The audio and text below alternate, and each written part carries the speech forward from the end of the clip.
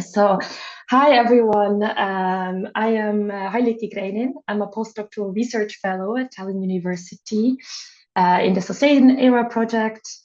And as the project lead, Professor Anu Realo can't be here today, I have the absolute pleasure of taking on the role of moderating the seminar today. And it is a great pleasure. It is so wonderful to welcome Cara Daggett to our SustainERA seminar series. And Cara, we are so excited and happy that you could make the time to do this. As I mentioned, God only knows we really need your insights here in Estonia. So we're very grateful that you're here. Cara Daggett, for those of you that who don't know her work, she's an associate professor of political science at Virginia Tech, and she's been working on the intersection of energy, the environment, work, and gender for some time. Although I know, Cara, that you're also expanding on this work to new topics and fields a little bit. Cara's book, The Birth of Energy, Fossil Fuels, Thermodynamics, and the Politics of Work, which blew my mind, which I really recommend to everyone. It was awarded the Clay Morgan Award for Best Book in Environmental Political Theory for good reason. And if you're interested in this topic, I really highly suggest that you go and buy or take out this book in a library. Cara is currently a visiting senior fellow at the Research Institute for Sustainability at the Geoforschungszentrum Potsdam. And that's where I had the pleasure of meeting Cara when we were colleagues for a little bit. And I can testify that Cara is not only an incredible researcher, scholar, but also a wonderful, kind and open colleague. And I have to say before I pass the word on to you that I don't think we've ever received as much feedback about a seminar. So we've received quite a few emails and comments from people, so that they're excited that you're coming, so which is great. So Cara's talk today which will go on for about 30 minutes, will focus on Petro-masculinity, and after the talk we will have a little bit of time also for questions. So write down any questions that you have. Okay, but with that, I pass it on to you, Cara, and hopefully the screen sharing will also work. Fingers crossed. Okay, let me get that set up. All right, is that working? Yes? Okay. Thank Yes. you for that very kind introduction. And I should say that I have just moved from the RIFs where I met Haliki to the Futures of Sustainability Center at the University of Hamburg. And yeah, I'm pleased to hear that there was lots of interest in this talk and that it was positive comments that you received because I just talked to a colleague of mine who is in Ireland and just wrote an op-ed for the Irish Times where she talked about feminist approaches to climate and mentioned petromasculinity as a key problem. And she received she's in the midst of receiving the kind of trolling and harassment from the far right that happens, I think, especially when you talk about these extractive figures. So sometimes that's the feedback on this topic. So it's always nice to also be in community with people who are interested in it. And I think also when I experienced that myself, when I first published about this from Turning Point and other far-right groups in the US, it sort of, I mean, it was a really hard experience to be trolled and harassed like that, but it also convinced me of the concept and of there was something about it that was especially sensitive, I would say, for some of these elites.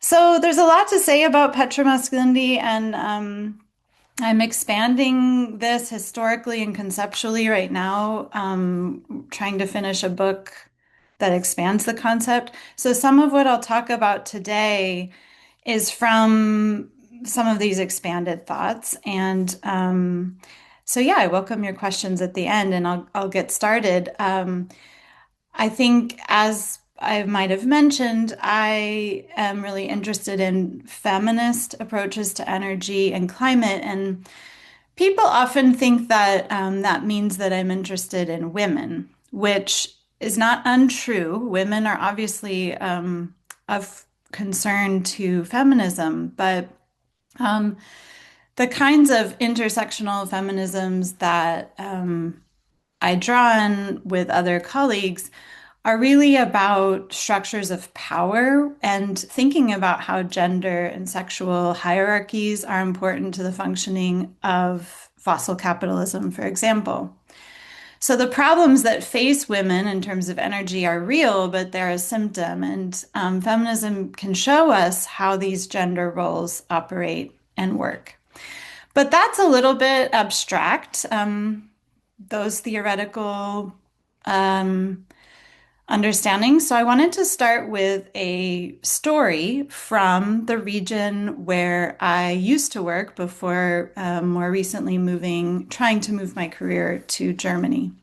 And that was in Virginia Tech, where I'm still affiliated, and it's the gold star on this map here. If you're not familiar with the Eastern United States, um, so Virginia Tech is in a small college town in the Appalachian Mountains, which are um, a former coal area. I mean, still a coal region, but really that this region has been kind of dying as a coal industry over the last couple of decades, if not longer.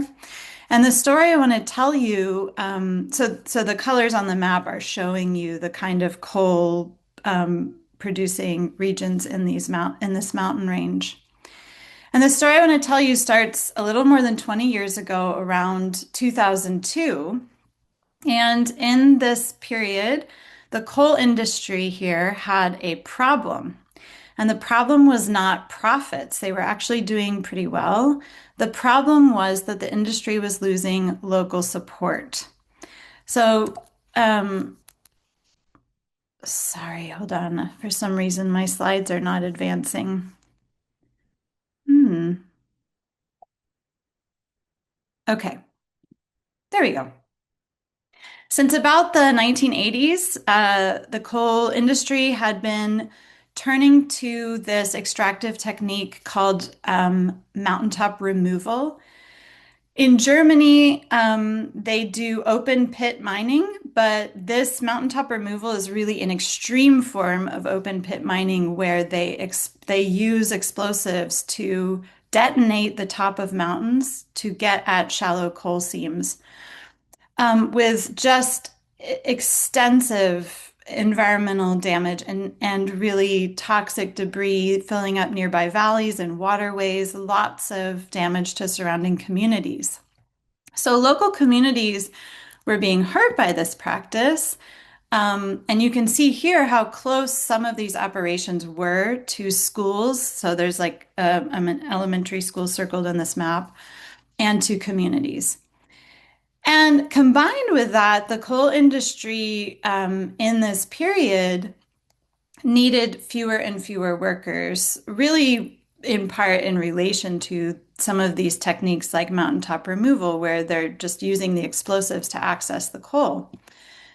So here you can see coal production, which is in orange, whereas the number of coal employees in this region is in blue.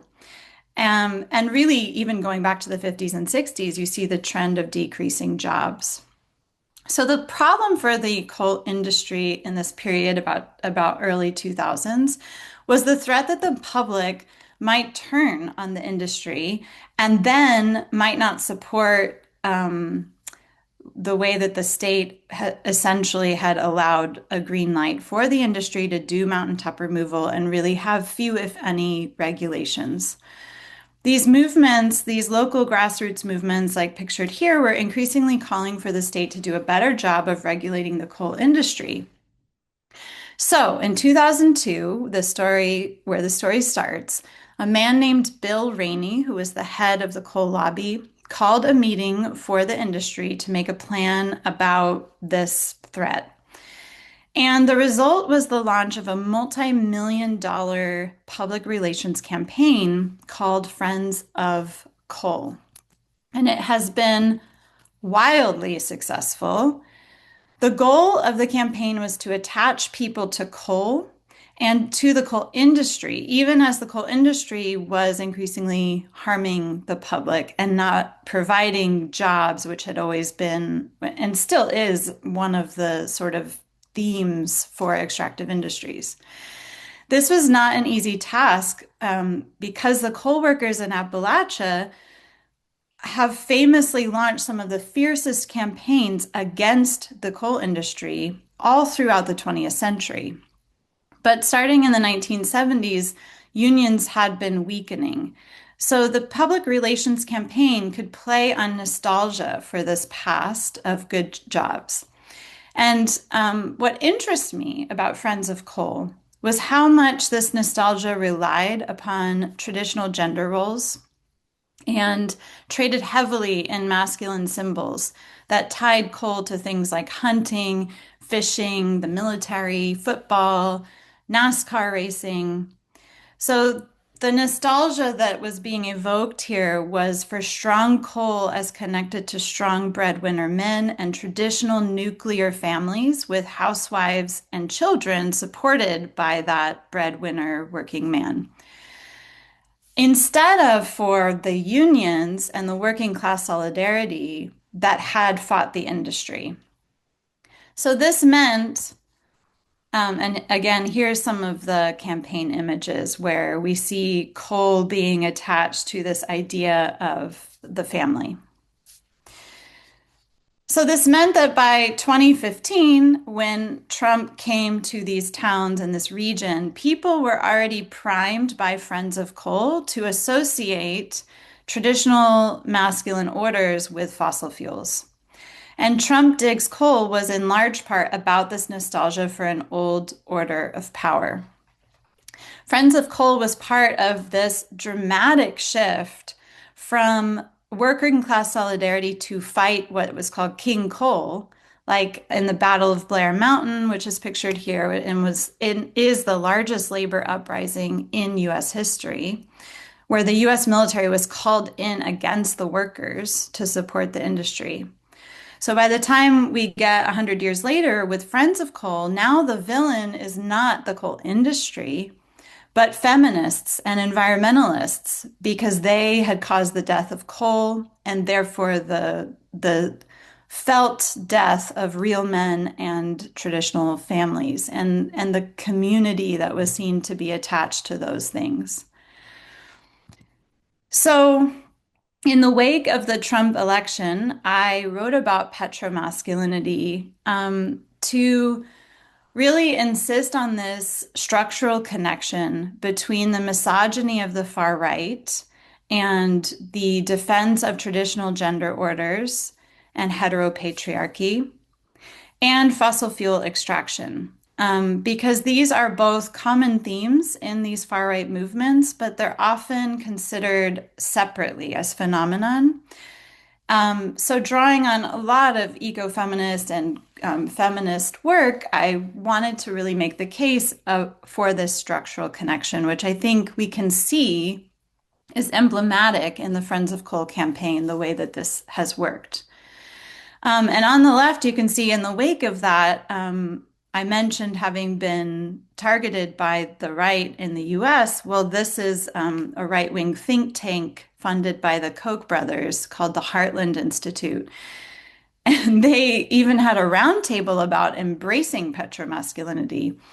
And actually, this colleague of mine, my friend in Ireland, told me that the right-wing person who first wrote against her piece on petromasculinity now has said that on his Twitter bio that he is a petromasculinist. So what I noticed that was interesting is there wasn't an effort to argue against petromasculinity, but rather to rather a sense of anger that it had been pointed out, and then maybe even an embrace of it. But the other thing I noticed when I talk about petromasculinity is that what comes to mind for most people in terms of thinking, thinking about how they see this in everyday life, are trucks. So, for example, one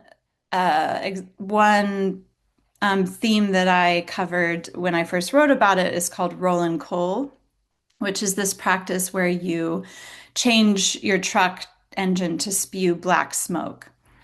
And these kinds of practices are more associated with working class masculinities. So, in fact, it is this group, the white working class, especially white working class men in the United States, that people associate strongly with right-wing populism behind the MAGA movement. And I think this is true in Germany too with the AfD.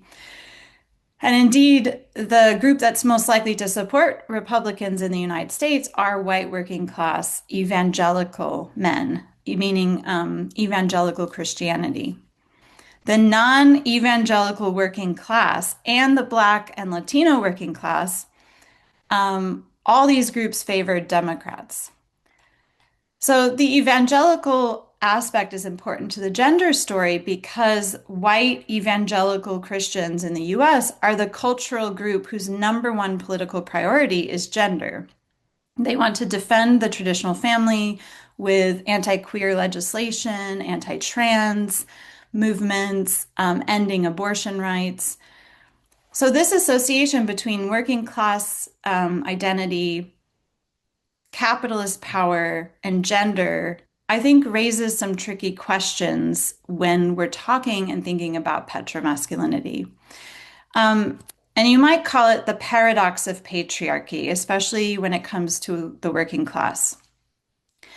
If men have all the power, why do I feel powerless? In other words, this sense in right-wing populism of not having power and yet being angry with feminists for pointing to heteropatriarchy. So in order to answer this question, again, we need to understand these structures of how gender works with capitalism.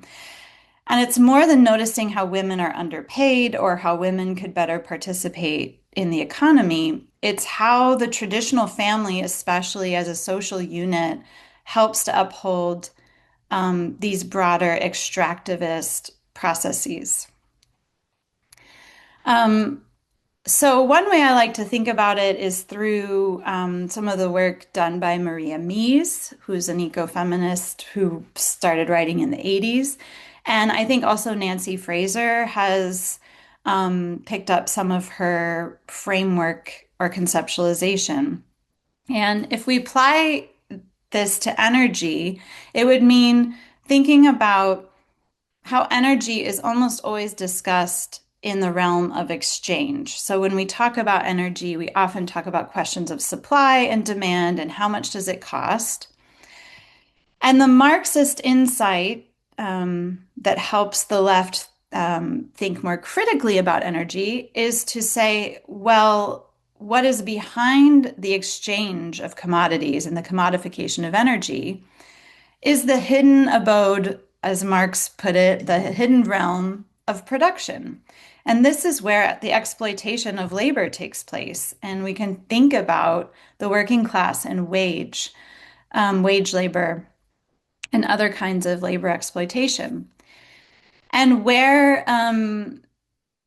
anti-colonial scholars and feminists and ecofeminists have contributed and advanced Marxist thought is by saying this, to understand what's happening in the productive realm, you have to go further into hidden realms that you might think of as care, colonial sites or colonialism, and what is called nature. So in other words, the extraction and exploitation in each of these sites and the framing or hierarchies that justify the extraction of work and the forces of life from each of these sites to make up the realm of production.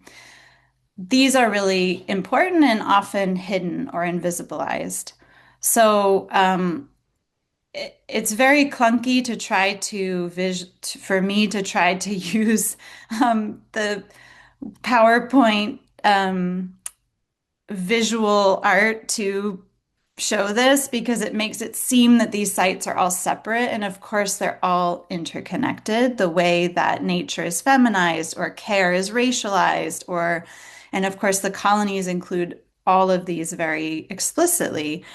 But this is what it means, I think, from a theoretical perspective, to understand how gender and sexuality are working to uphold what ends up getting made in productive sites and then exchanged as energy by the time we get to the market. So, in other words, having cheap oil is very much connected to the extraction of reproductive labor for cheap or free from feminized and racialized bodies and from nature itself, which is often positioned as a force of reproduction.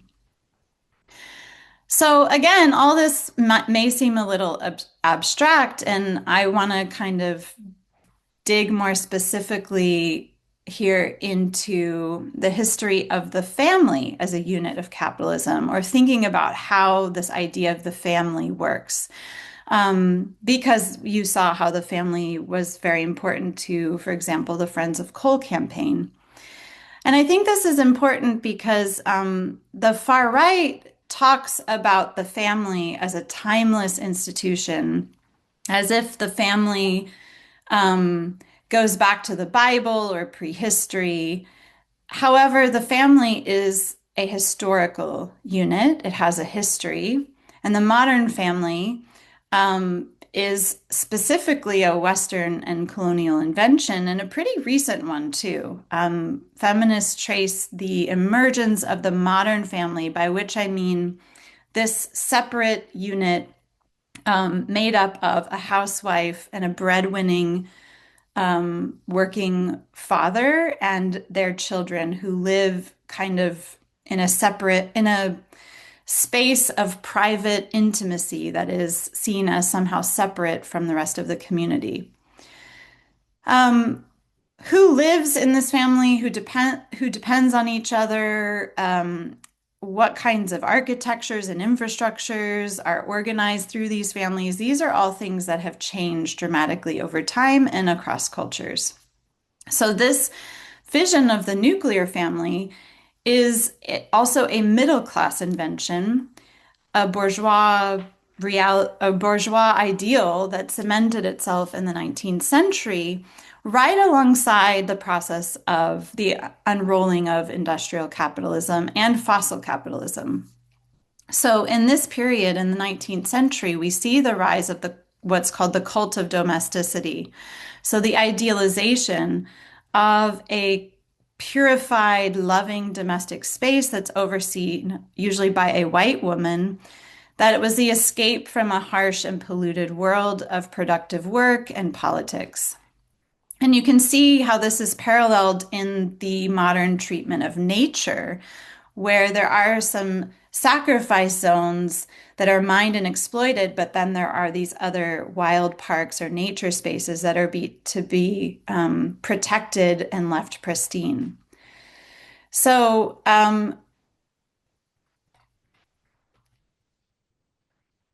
in this way, nature is feminized and women in the family are naturalized, and they both begin to support this world of fossil fuel and capitalist production. Because a lot of this talk has focused on Appalachia, or my first story did, I wanted to offer an example from Germany that I've been developing in part through living here and going back to Maria Mies's work as well. So this comes from Mies's book, Patriarchy and Accumulation on a World Scale, where she introduces the concept of the housewifization of the world. She explains how the housewife emerges in this period in relation to colonial capitalism. And the housewifization of the world describes how capitalism splits the global economy into the formal and informal sectors of work. So, informal work that's often performed by women, nature, colonized workers. In this way, their labor is assumed to be natural or freely given. And what's interesting is she has this extended case study of the colonial family and how it functioned in the German experience of colonialism, especially in West Africa. And in the German colonies, the housewife, I think you can see how this Victorian imaginary, which in some ways you could study as a very British or, something that's happening in the metropoles in Europe. I think in Mises' story, you see how this white housewife really plays a role in terms of enforcing racial and colonial borders. So in the German colonies, the first colonizers, largely men, single men, and it was common for them to have relationships with local women. And at first, this was not seen as a problem, but over time, it became perceived to be a problem because colonial rule is based on white supremacy. White men have the power and the wealth.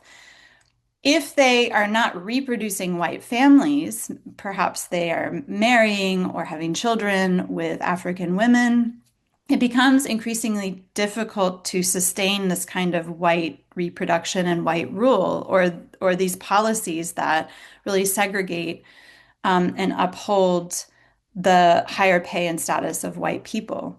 So an explicit policy was launched by Germany to have colonial schools for women in Germany recruit German women, often working class women, to move to the colonies and marry these men. And they were first trained in sort of what it means to be a good housewife in terms of modern civilization. And many of these German women, as I said, were poor and working class themselves. But Mies writes about how quickly they took on the role of the housewife and policing the borders of what counts as a civilized household. So one scholar recently called these women the border guards of German civilization.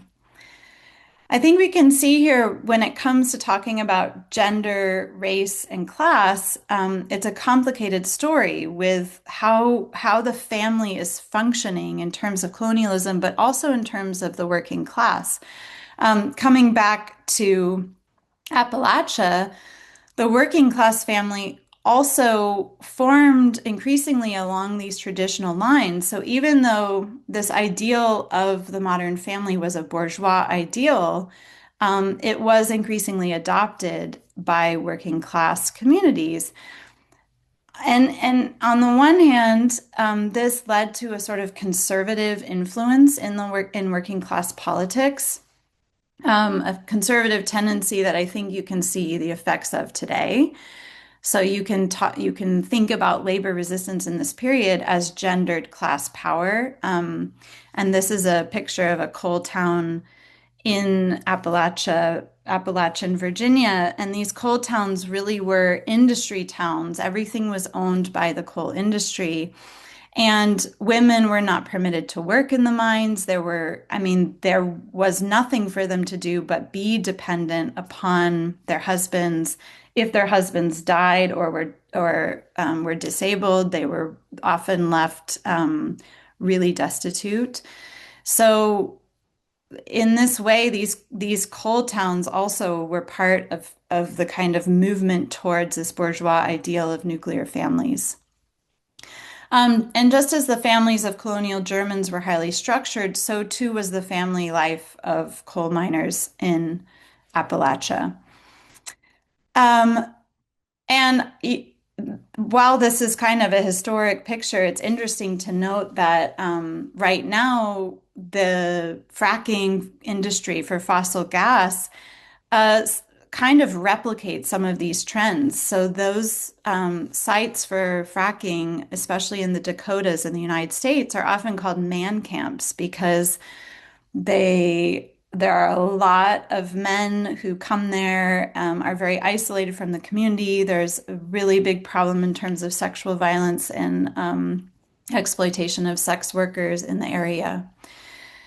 So, this story of working miners, who are often pictured as white men, I think often also underplays how much women in this region, in these coal regions, did in terms of paid and unpaid work, but also going on strike, supporting their communities on strike. So, these gender roles were constraining, but they were also the container through which people experienced agency and community.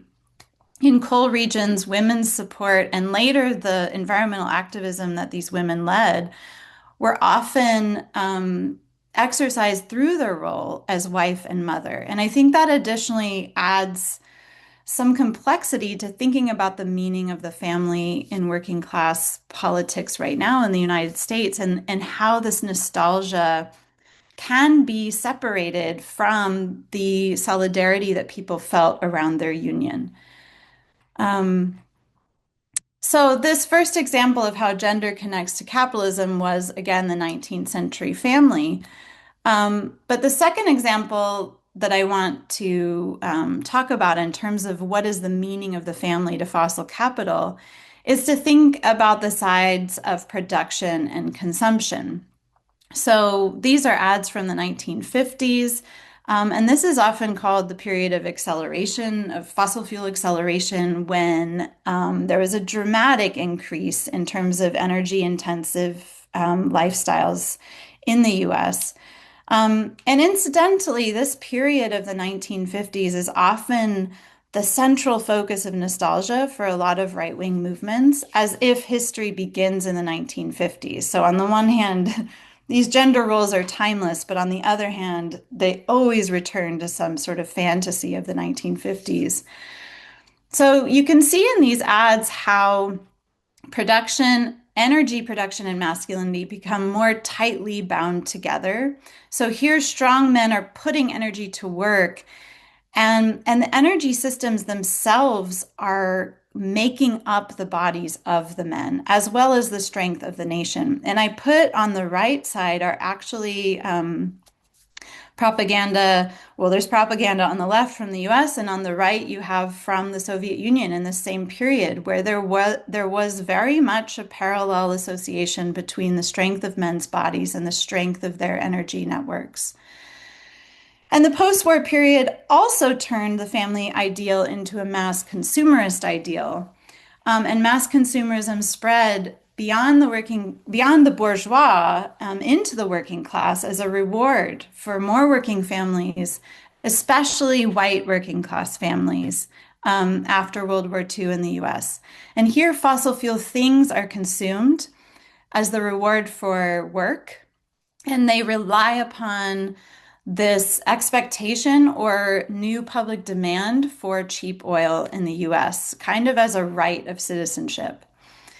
The suburban house here combines these three modes of domination: gender, colonies in terms of where all of these resources and production materials are being extracted from, and nature. So the house is a feminized space, a white space, and also a space where nature is enjoyed, but in this highly ordered and artificial way.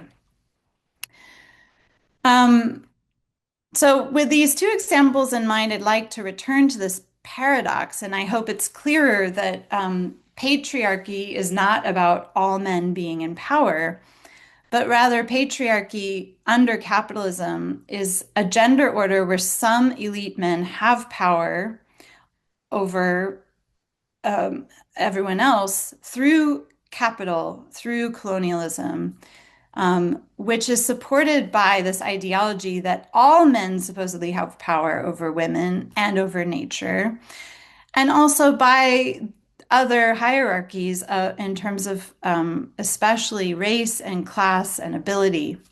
So patriarchy promises working men a proximity to power, but ultimately ends up today being a site of anxiety, because if people do not live up to this sort of elite power ideal, they are supposedly personally at fault or to blame for not achieving it. So there's a great deal of shame and anxiety too around these identities.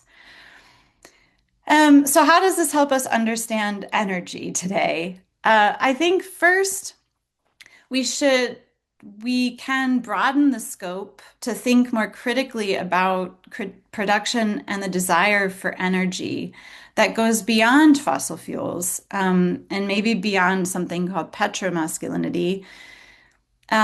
So, for example, you might think of other scholars like Martin Holtman have written about eco-modern masculinity, which leans heavily on technology to fix climate problems and seeks to maintain the status quo of capitalist production and growth.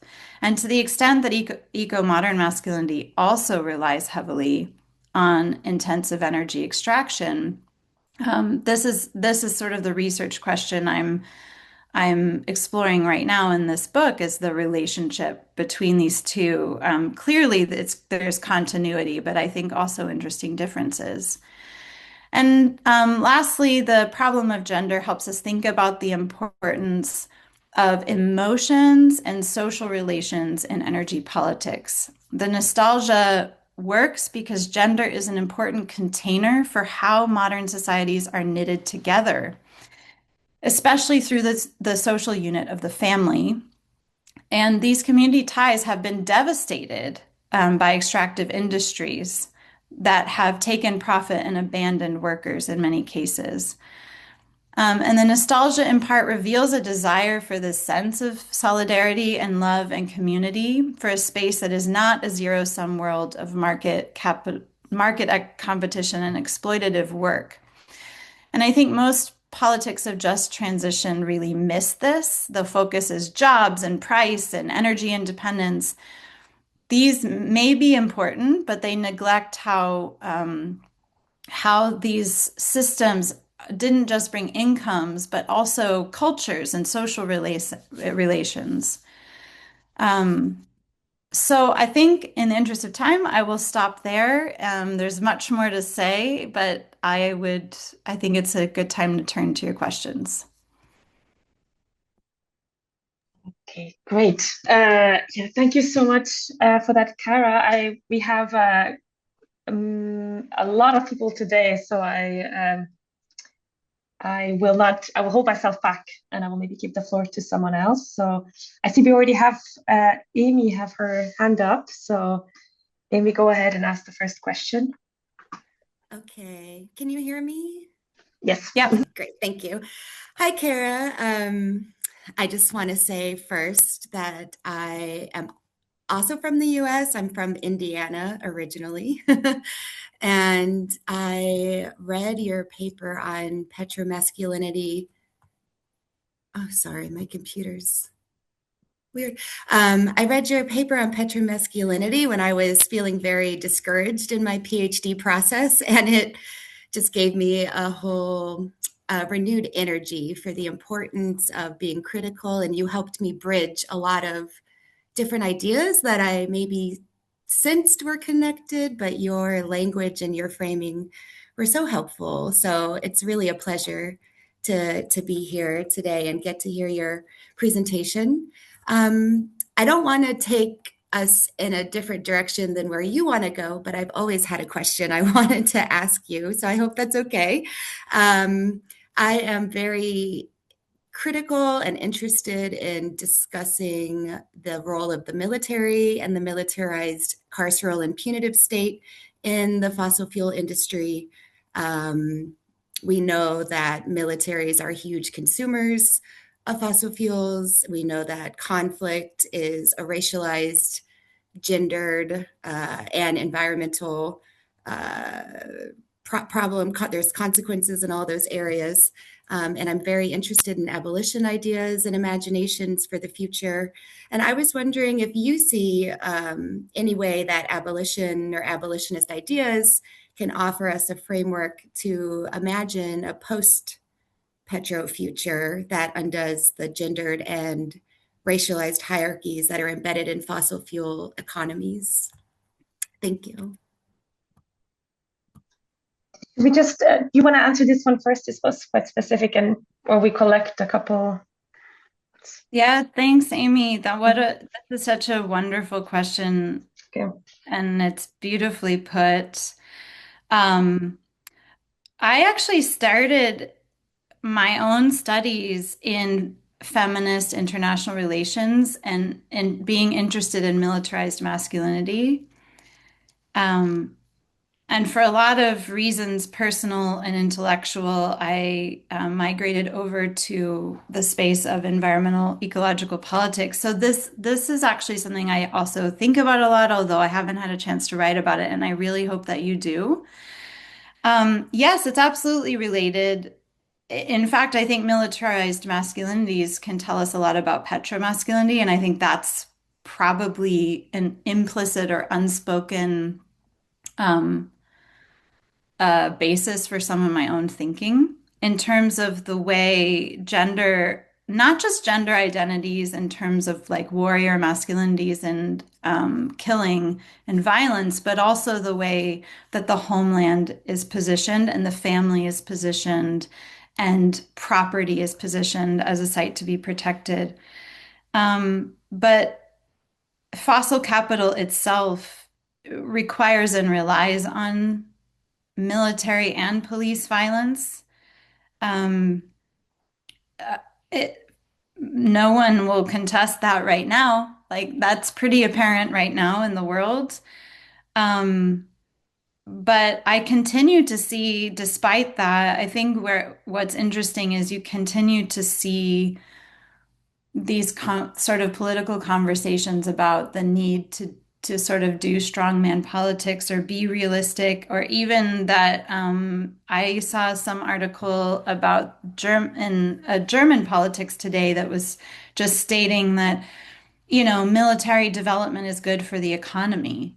And the fact is that military development is good for for GDP, but shouldn't we shouldn't we think about what that means? Of course, I think people in this space have, but somehow that the very contradiction of that destroying things and killing people and devastating communities is good for the economy is not fully recognized or realized. I see Tony has his hand up as well. I can give the floor to you. Hi all, just to thank SustainERA for organizing this and for Cara for, to Cara for delivering such a great presentation. I love your work. Been reading it since I was a first year PhD student in Aberystwyth. Really brilliant stuff. I wanted to ask you, Cara, are you seeing maybe potentially a connection at all between this notion of eco-modern masculinity and petro-masculinity?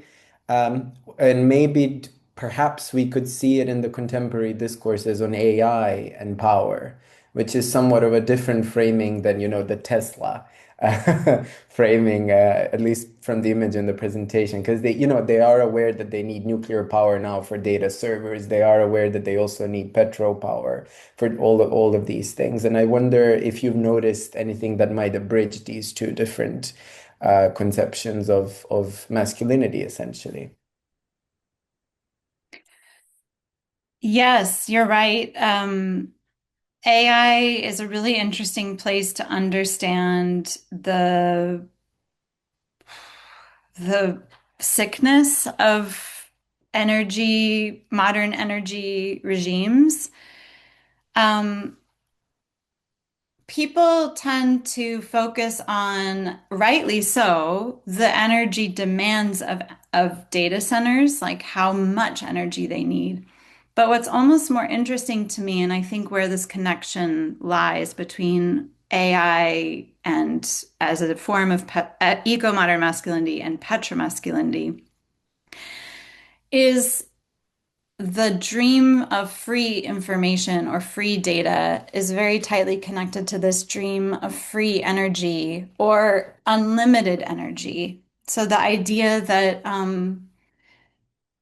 we should, can, and will create or have unlimited energy, or behave as if we do. And this imaginary first comes about with fossil fuels, although even in the 19th century, someone like William Stanley Jevons was already worried about coal exhaustion, and people were already beginning to be worried about ecological effects. But nevertheless, this dream of free and unlimited energy persists. And without that dream, I don't think you would get AI in the current form that it is. And this sense from people developing AI that ultimately there isn't a material constraint or problem, and that data like energy can just accumulate endlessly. Um, so yeah, I think it's a really good it's also, as you said, a helpful case to show it's not just about trucks, which is it's important, but is also where everyone's mind goes when we think about petromasculinity is like the pickup truck and the Tesla truck. Because AI shows you the sort of broader, beyond just car culture, the broader culture of energy as this unlimited fantasy that ultimately is, I think, the fantasy of not being dependent on the earth whatsoever. Okay. I encourage everyone else also to raise their hands if they want to ask a question. Since no one has raised their hand, I will ask a question. Um, I will not hold myself back. In Estonia, we have, I think, a huge problem with the new generation of younger people, especially young boys, that are sort of influenced by the Andrew Tates of Estonia, who are unfortunately also in politics and spreading sort of misogynist and anti-climate messages and so on. And um, and maybe this is a difficult question, but how can how can we somehow visibilize or undermine these? And I'm asking specifically from this more like, I guess, a political organizing and maybe less academic perspective. But maybe you have some experience on what works, because it seems like actually they're now, they're taking on petromasculinity as like a badge of honor actually, whereas we're saying, look, you're so dumb, you get off on these big trucks or whatever, but they're taking this on as like an identity that is positive for them. So what can we do about this, or how can we even challenge this, or what is, because it seems like on this this values level we're not aligned, or it's complicated. It's not, for them it's not important to care about others, to care about the environment. They reject these values, and yeah, so what can we do, or how can we counter this narrative maybe? Yeah, really hard question. And I don't claim to have an answer or the answer. I would just say, I mean, I think I mentioned Martin Holtman before. He actually does have some practical experience trying in Sweden, where they also have a problem with the far right, to have kind of men's circles where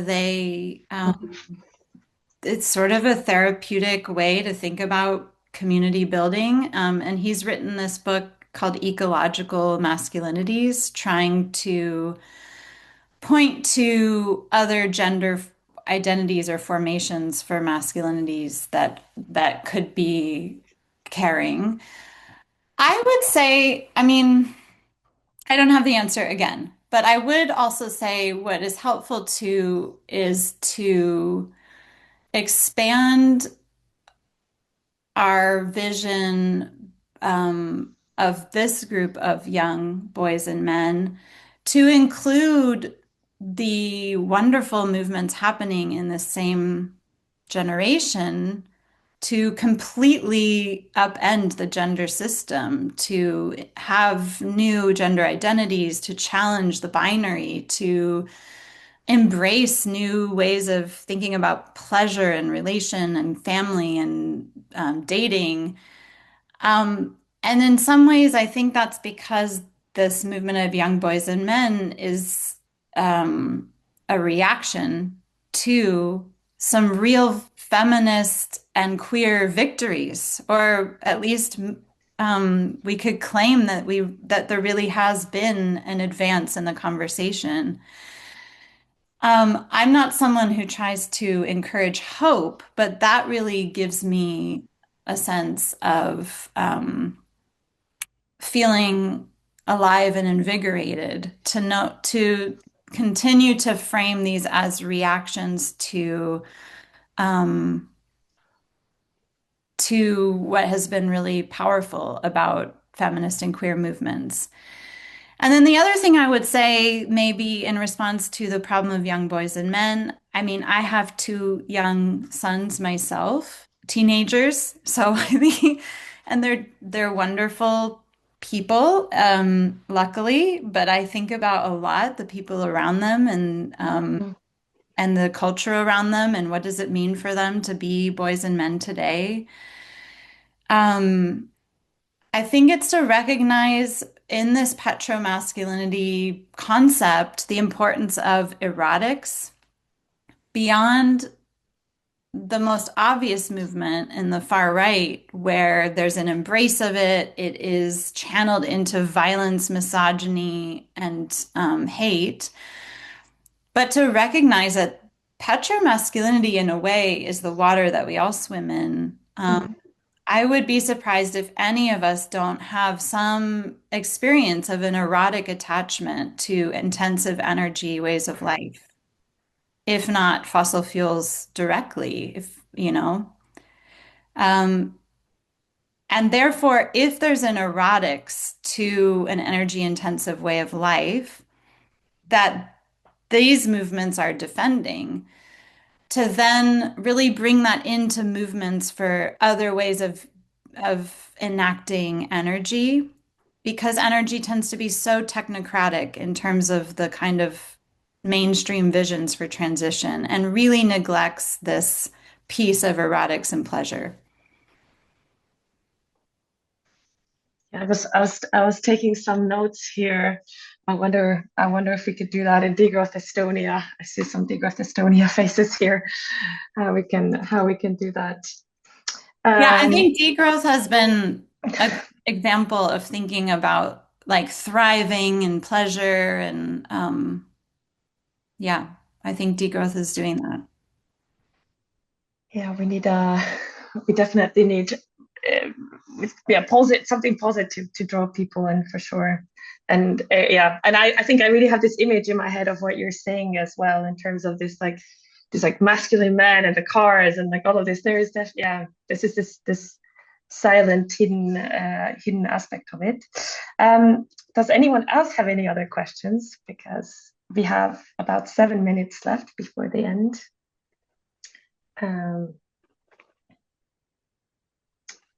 Because otherwise I will continue talking. Amy, also feel free to ask anything else as well. One other thing that came to my head is that we have quite a few young, specifically one young female conservative politician who is very anti-climate, and I think she's, if I'm not mistaken, 23 or 24, and she was elected to local government office as well. And she's sort of just like recycling, or the conservatives in Estonia are often recycling kind of US talking points, just kind of populist, anti-climate, also anti-women, anti-gay rights, anti-cyclist, no speed limits, petro-masculinist talking points all the time. And to me, it's just very interesting that this young, small, blonde woman can do that in a way. Actually, she should be at home making babies because that's what her party is saying. But she kind of she gets away with being a young woman in this position because she's adhering to this authoritarian values and everything else, even though she's actually going against it because she's furthering her political career. But again, I wonder. I guess it's like a similar question to the one before, but in the left in Estonia, we're really struggling to challenge this, or even to we're celebrating women in politics and all of this, but we're really struggling also to challenge these populist right-wing politicians in a useful way. And I just wondered if you could say something on this women taking on petro-masculine roles, or denying climate change, denying that climate action is necessary, supporting cars and all of this, if you see some of this in your work as well, and again, if you have any solutions or political narratives or anything like that. Yeah, I mean, you can see in the US as well that there are plenty of women who are part of upholding a patriarchal world order, that does, and especially white women. And this is why that story about the German housewife, colonial housewives, is really helpful to have this historical perspective, that connects the the identity of women to racial and colonial hierarchies. And in many senses, like some Black feminists have really advanced the thinking on even the category of woman as a modern identity itself as a racial category, because it was available to white women, or it came with, in terms of its status, it came with whiteness. And to even be able to be a mother, be a wife, have a family was barred for many women. And so white women especially are part of, like, being the colonial border guards, being the taking on these roles where they do have, in other axes of power, they do have some kinds of power, especially in terms of defending white supremacy. So maybe that, I mean, that's why it's always important, I think, to challenge liberal feminism, I guess, to challenge a kind of feminism that refuses to think intersectionally and doesn't understand that all women are not experiencing this system in the same way. I don't know how to actually enact that as a solution. I think better in terms of theories and concepts. I don't know how it is in Estonia, but I do think in the US, it's actually easier than one would think for people to, for critics of right populism to make the case, because the women who are sort of shilling for Trump are just so in an interesting way, they're they're performing their gender in such artificial ways that they really reveal the way gender itself is not a natural category, because they all have these makeovers where all their hair is the same and their makeup is just very extreme, and the things they wear, they're conforming to this image, but it's not a natural image. It's very artificial. So I think they're doing a lot of work for us to say, look, gender and your ideal for women, gender is not a natural category. These women don't wake up looking like Trump women. So maybe underlining that helps too, to sort of keep critiquing the ahistorical and naturalization of these roles. And I don't know if this woman in Estonia also has done a Trump makeover, but she's too young, I think. That's the yeah, she doesn't need it yet. But that's really, to me, I just come back to your brilliant point about this eroticism of the this petro-masculinity, and that this and in a way, I guess this feminine, this is also sort of this erotic idea, or like it's underlining this whole discussion, and also the Trump women, for example, are highly eroticized. And that's what I will take away from this conversation. I'll need to think about that a bit more. Thank you so much, Cara, for coming in, well, online, for being there and talking to us, and letting us into some of the new ideas and thoughts that you've had. I would just like to remind everyone that the SustainERA seminar series will continue. Next time, we will also have a brilliant researcher join us from Lund University, Professor Max Koch, and he will talk about sustainable welfare states. So follow us on LinkedIn. I don't know where else we are. I think LinkedIn probably, or look at our website, and then you can also sign up for that and join the mailing list, I guess, is the main point of information. Thank you so much, Karen. Thanks everyone for joining us, and see you next time. Thank you all. Thank you. Thanks. Bye-bye. Thank you. Bye.